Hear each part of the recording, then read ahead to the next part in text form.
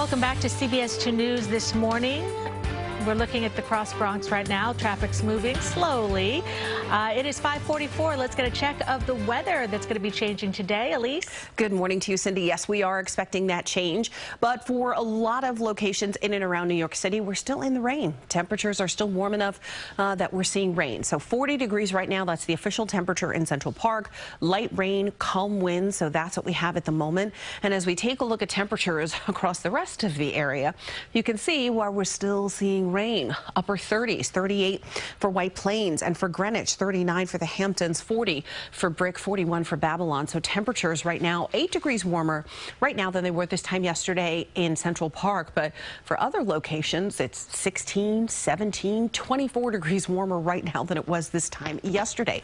So obviously we had a much milder day yesterday afternoon, and still some of that lingering warmth. So it's going to take a while for some of this rain to change over to snow, but we do know that that cold air is absolutely coming. So that changeover is coming as well. As we zoom in, I want to show you a couple things. One, we do have some locations where we are seeing some of that snow, at least on radar, we're seeing that snow. And for other locations where we're getting a little bit of mixing. So we will start to see that change, right? As we head to Long Island, though, we're pretty firmly in the rain. Lindenhurst, you're seeing some of that heavier rain right now. So here's that big picture look. We do have a cold front. And what happens is behind the front, what we're seeing is a lot of the moisture sort of just ahead of the front, and then behind the front, we've got much, much colder air that'll be working its way in. So once the rain changes over to snow, we will have a snowy morning. That'll be through late morning, even into early afternoon. Temperatures will continue to fall. So we'll be sitting around 37 degrees for a while. But tonight, truly, really frigid air moves in.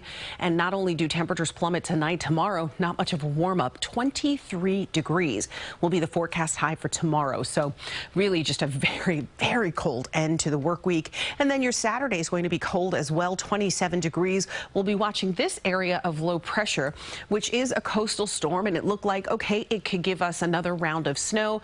But it looks now that the track of that particular storm makes it unlikely that we will see any activity from that storm. So not looking for another snowstorm over the weekend. What we have today is rain that we're starting with. We will eventually watch that rain mix with and change over to snow, and that'll be the case through late morning into early afternoon. Then this afternoon we get pretty significant and pretty quick clearing.